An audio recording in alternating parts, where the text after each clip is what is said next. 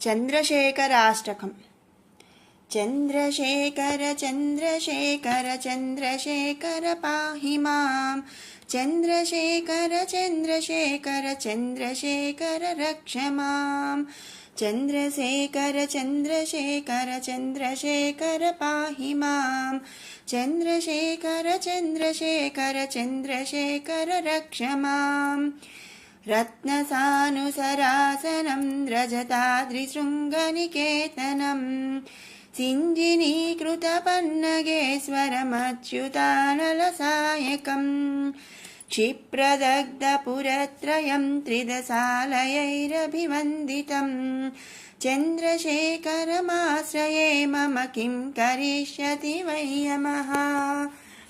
पञ्चपादपपुष्पगन्धपदाम्बुजद्वयशोभितं फाललोचनजातपावक दग्धमन्मथविग्रहं भस्मदिग्धकलेबरं भवनाशनं भवमव्ययं चन्द्रशेखर चन्द्रशेखर चन्द्रशेखर रक्ष माम्।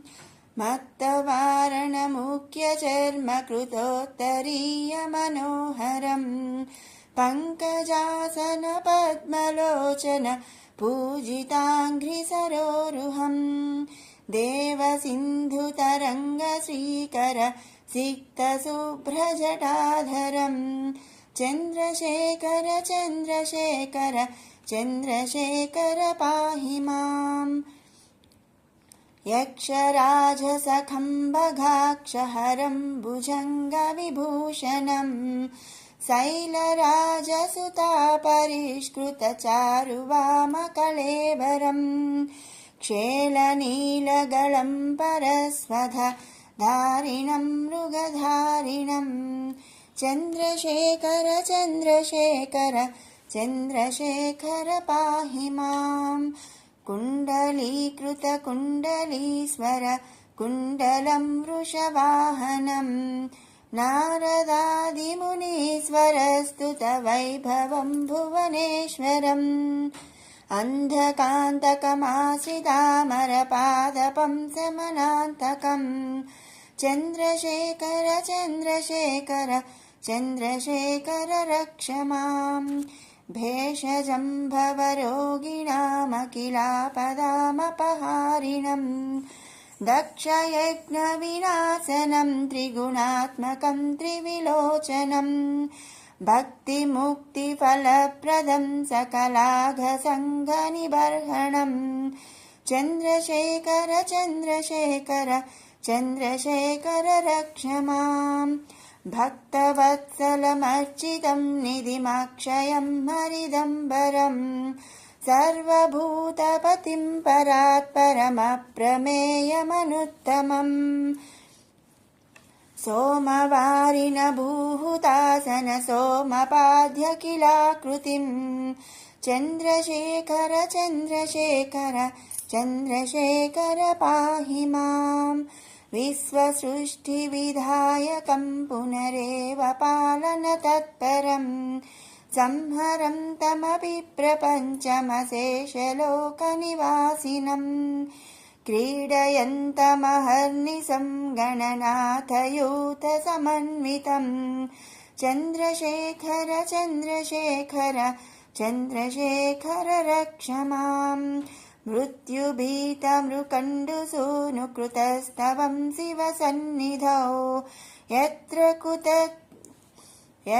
कुत्र च यः पठेन्न हि तस्य मृत्युभयं भवेत् पूर्णमायुररोगतामखिलार्थसम्पदमाधरं चन्द्रशेखर एव तस्य ददाति मुक्तिमयत्नतः चन्द्रशेखर चन्द्रशेखर चन्द्रशेखर पाहि माम्।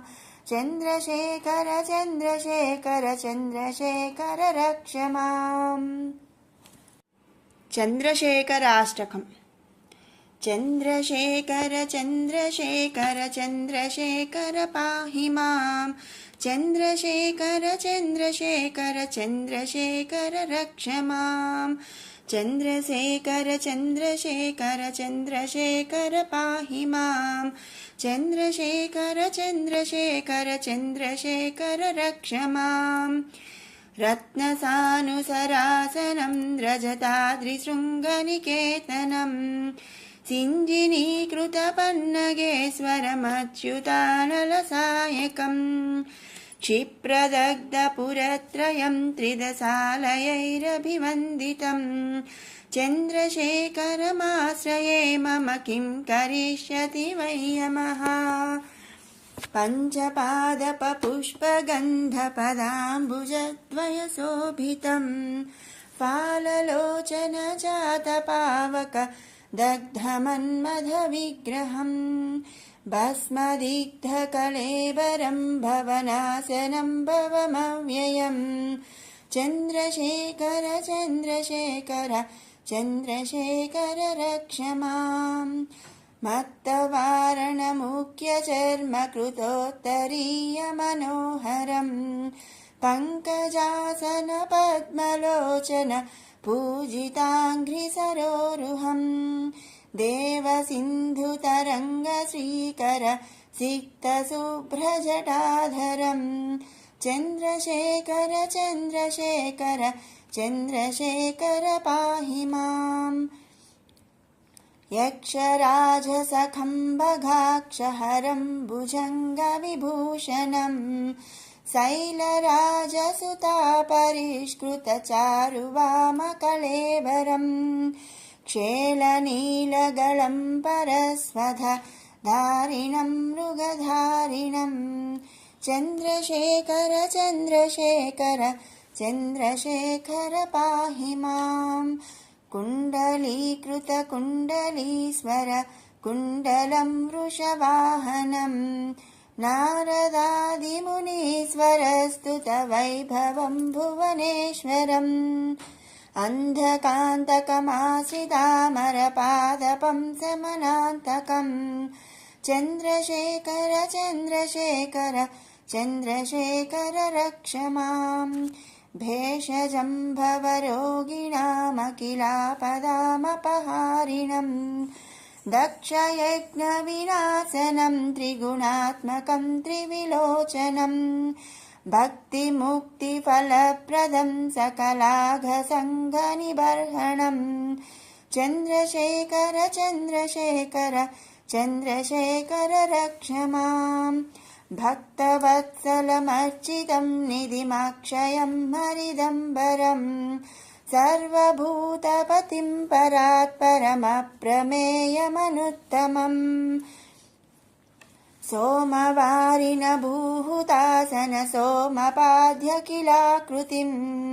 चन्द्रशेखर चन्द्रशेखर चन्द्रशेखर पाहि माम् विश्वसृष्टिविधायकं पुनरेव पालनतत्परं संहरं तमपि प्रपञ्चमशेषलोकनिवासिनं क्रीडयन्तमहर्निशं गणनाथयूथसमन्वितं चन्द्रशेखर चन्द्रशेखर चन्द्रशेखर रक्ष माम् मृत्युभीतमृकण्डुसूनुकृतस्तवं शिवसन्निधौ यत्र कुत्र च यः पठेन्न हि तस्य मृत्युभयं भवेत् पूर्णमायुररोगतामखिलार्थसम्पदमाधरं चन्द्रशेखर एव तस्य ददाति मुक्तिमयत्नतः चन्द्रशेखर चन्द्रशेखर चन्द्रशेखर पाहि माम् चन्द्रशेखर चन्द्रशेखर चन्द्रशेखर रक्ष माम् लिङ्गाष्टकम् ब्रह्ममुरारिसुरार्चितलिङ्गं निर्मलभासितशोभितलिङ्गम् जन्मजदुःखविनाशकलिङ्गं तत्प्रणमामि सदा शिवलिङ्गम् देवमुनिप्रवराचितलिङ्गं कामदहनकरुणाकरलिङ्गम् रावणदर्पविनाशनलिङ्गं तत्प्रणमामि सदा शिवलिङ्गम् सर्वसुगन्धसुलेपितलिङ्गं बुद्धिविवर्धनकारणलिङ्गम् सिद्धसुरासुरवन्दितलिङ्गं तत्प्रणमामि सदा शिवलिङ्गम् कनकमहामणिभूषितलिङ्गं फणिपतिवेष्टितशोभितलिङ्गम् दक्षसुयज्ञविनाशनलिङ्गं तत्प्रणमामि सदा शिवलिङ्गम् कुङ्कुमचन्दनलेपितलिङ्गं पङ्कजहारसुशोभितलिङ्गम् सञ्चितपापविनाशनलिङ्गं तत्प्रणमामि सदा शिवलिङ्गम् देवगणार्चितसेवितलिङ्गं भावैर्भक्तिभिरेव च लिङ्गम् दिनकरकोटिप्रभाकरलिङ्गं तत्प्रणमामि सदा शिवलिङ्गम् अष्टदलोपरिवेष्टितलिङ्गं सर्वसमुद्भवकारणलिङ्गम् अष्टदरिद्रविनाशनलिङ्गं तत्प्रणमामि सदा शिवलिङ्गम् सुरगुरुसुरवरपूजितलिङ्गं सुरवनपुष्पसदार्चितलिङ्गम् परमपदं परमात्मकलिङ्गं तत्प्रणमामि सदा शिवलिङ्गम् लिङ्गाष्टकमिदं पुण्यं यः पठेत् शिवसन्निधौ शिवलोकमवाप्नोति शिवेन सह मोदते ब्रह्ममुरारिसुरार्चितलिङ्गं निर्मलभासितशोभितलिङ्गम् जन्मजदुःखविनाशकलिङ्गं तत्प्रणमामि सदा शिवलिङ्गम् देवमुनिप्रवराचितलिङ्गं कामदहनकरुणाकरलिङ्गम् रावणदर्पविनाशनलिङ्गं तत्प्रणमामि सदा शिवलिङ्गम् सर्वसुगन्धसुलेपितलिङ्गं बुद्धिविवर्धनकारणलिङ्गम् सिद्धसुरासुरवन्दितलिङ्गं तत्प्रणमामि सदा शिवलिङ्गम् कनकमहामणिभूषितलिङ्गं फणिपतिवेष्टितशोभितलिङ्गम्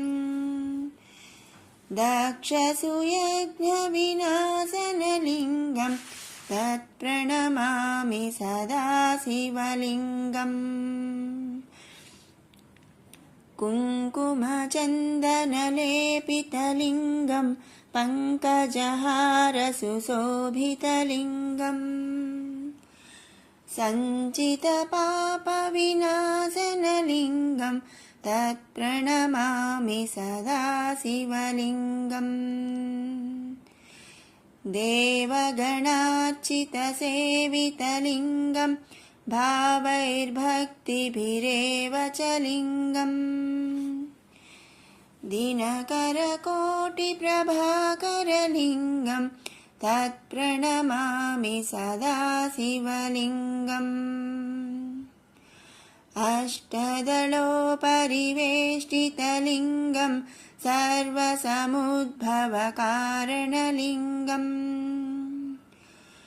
अष्टदरिद्रविनाशनलिङ्गं तत्प्रणमामि सदा शिवलिङ्गम् सुरगुरुसुरवरपूजितलिङ्गं सुरवनपुष्पसदार्चितलिङ्गम् परमपदं परमात्मकलिङ्गं तत्प्रणमामि सदा शिवलिङ्गम् लिङ्गाष्टकमिदं पुण्यं यः पठेत् शिवसन्निधौ शिवलोकमवाप्नोति शिवेन सह मोदते। कालभैरवाष्टकम् देवराजसेव्यमानपावनाङ्घ्रिपङ्कजं व्यालयज्ञसूत्रमिन्दुशेखरं कृपाकरं नारदादियोगिवृन्दवन्दितं दिगम्बरं काशिकापुराधिनाथकालभैरवं भजे। भानुकोटिभास्वरं भवद्दितारकं परं नीलकण्ठमीप्सितार्थदायकं त्रिलोचनं कालकालमम्बुजाक्षमक्षशूलमक्षरं काशिकापुराधिनाथकालभैरवं भजे। शूलटङ्कपाशदण्डपाणिमादिकारणं श्यामकायमादिदेवमक्षरं निरामयं भीमविक्रमं प्रभुं विचित्रताण्डवप्रियं काशिकापुराधिनाथकालभैरवं भजे। भुक्तिमुक्तिदायकं प्रशस्तचारुविग्रहं भक्तवत्सलं स्थिरं समस्तलोकविग्रहं निक्वणन्मनोग्रहेमकिङ्किणीलसत्कटिं काशिकापुराधिनाथकैलभैरवं भजे। धर्मसेतुपालकं त्वधर्ममार्गनाशकं कर्मपाशमोचकं सुधर्मदायकं विभुं स्वर्णवर्णकेशपाशशोभिताङ्गमण्डलं काशिकापुराधिनाथकालभैरवं भजे।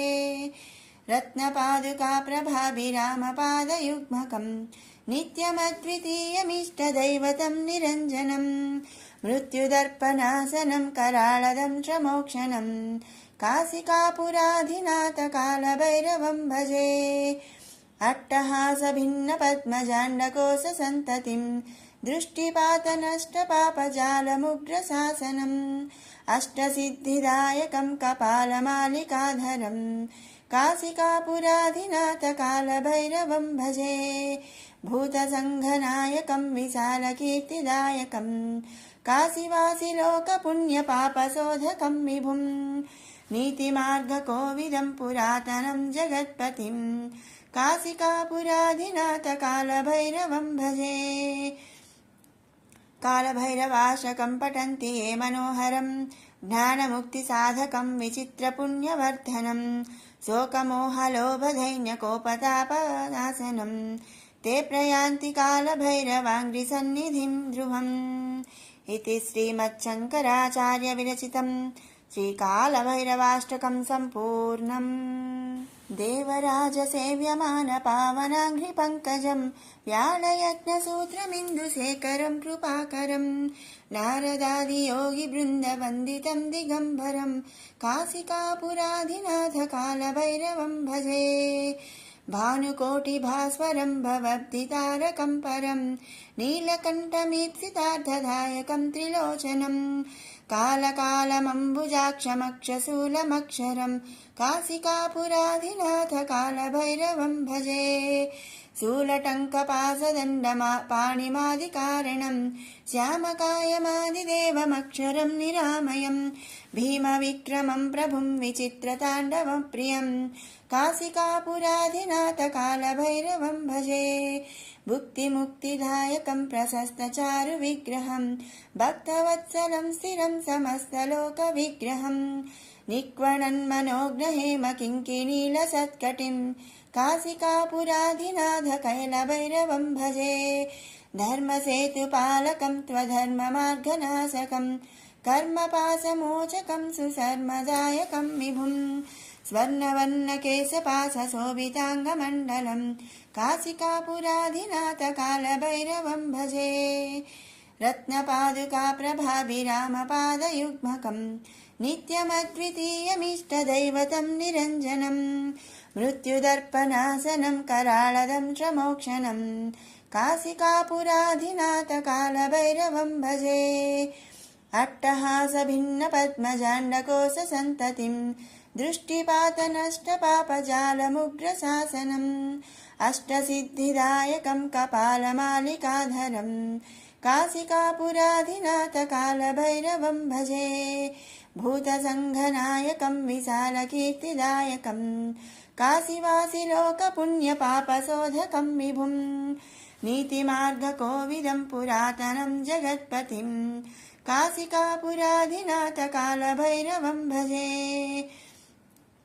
कालभैरवाशकं पठन्ति ये मनोहरं ज्ञानमुक्तिसाधकं विचित्रपुण्यवर्धनं शोकमोहलोभदैन्यकोपतापनाशनं ते प्रयान्ति कालभैरवाङ्घ्रिसन्निधिं ध्रुवम् इति श्रीमच्छङ्कराचार्यविरचितं श्रीकालभैरवाष्टकं सम्पूर्णम्।